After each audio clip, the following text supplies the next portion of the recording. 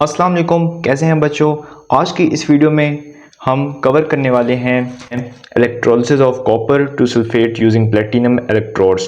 पिछली वीडियो में हमने electrolysis of dilute sulphuric acid का किया था और तक किया था, पीछे से लेकर यहाँ तक हमने पिछली वीडियो में कवर कर लिया था। अगर आपने वो वीडियो नहीं देखी तो आप पहले चैनल में जाके वो वीडियो देख लें। नेक्स्ट हम करने लगे हैं electrolysis of copper two sulphate using platinum electrodes. अब हमारे पास जो है ना, इसका जो इलेक्ट्रोलिसिस है वो कुछ इस टाइप का होता है। अब ये हमारे पास आ गया electrolysis of copper sulphate using platinum electrodes.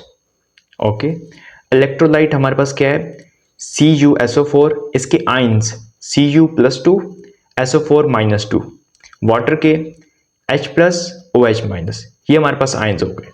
अब जो कैथोड है उसमें ये दो आइंस अट्रैक्ट होंगे ना, और जो एनोड है उसमें ये दो आइंस अट्रैक्ट होंगे, है ना।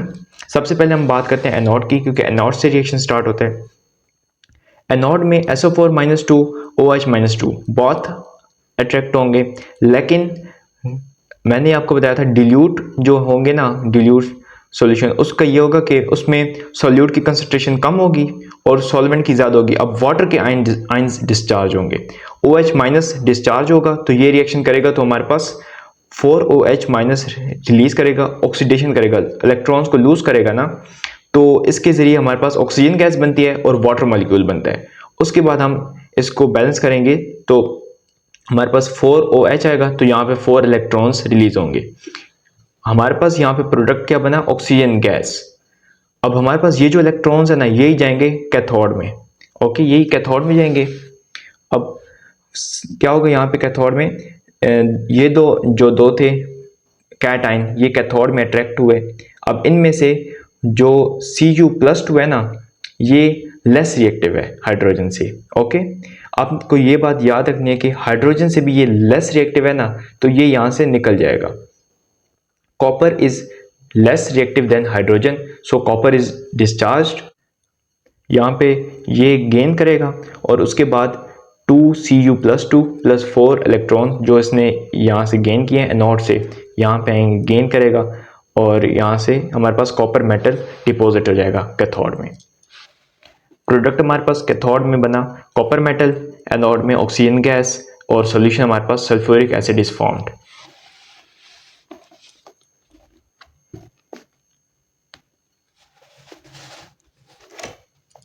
Electrolysis of copper sulphate using copper electrodes. Electrolyte यहाँ पे होगा हमारे पास copper sulphate aqua solution. Electrodes, अब यहाँ पे एक बहुत अहम बात है कि जो इलेक्ट्रोड्स होंगे ना वो दोनों सेम होंगे, ठीक है, कॉपर के होंगे।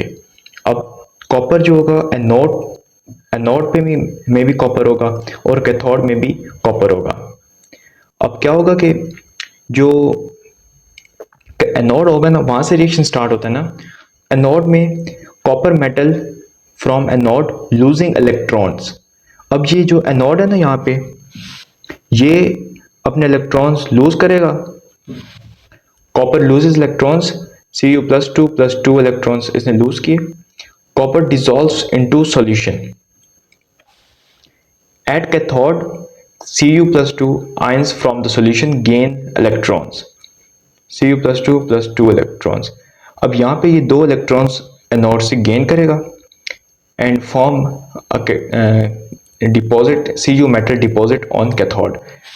तो क्या होगा, यहाँ से ये लूज करता जाएगा, ऑक्सीडेशन अकर करेगा और यहाँ से ये कॉपर मेटल गेन करता रहेगा, ठीक है। एक में एनोड में ऑक्सीडेशन होगी तो कैथोड में रिडक्शन होगी।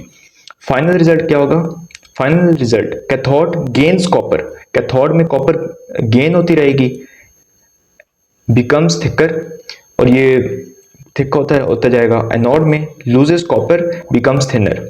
फाइनल हमारे पास CuSO4 concentration remains constant. CuSO4 की जो कंसंट्रेशन होगी ना वो कांस्टेंट रहेगी, लेकिन क्या होगा, दोनों सेम थे ना, तो यहाँ से ये एनोड ऑक्सीडेशन अकर करेगा, यहाँ से ये reduction.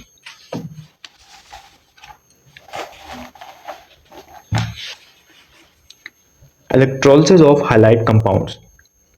Halide compound can contain halogen like Cl, Br, I combined with a metal. हमारे पास जो हेलोजन होते हैं ना, वो अगर मेटल के साथ कंबाइन हो तो वो हैलाइड कंपाउंड बन जाते हैं, NaCl, KBr, PbCl2। Okay, electrolysis of dilute halide solution, हमने एक ले लिए NaCl, डिल्यूट NaCl। अब डिल्यूट का मतलब आपको पता होना चाहिए, सॉल्यूट उसमें ज़्यादा होता है और सॉल्वेंट उसमें ज़्यादा होता है, सॉल्यूट की कंसंट्रेशन कम होती है। एट ए नॉट Cl और वाटर के आयंस OH माइनस दोनों होंगे, लेकिन डिस्चार्ज कौन सा होगा, ये वाला, क्योंकि आपको पता है कि सॉल्वेंट की कंसंट्रेशन ज़्यादा होगी, because Cl is low amount. Product oxygen gas is produced. अब ये रिएक्शन है 4OH minus O2 plus 2H2O plus 4 electrons, anode से ये कैथोड में जाएंगे।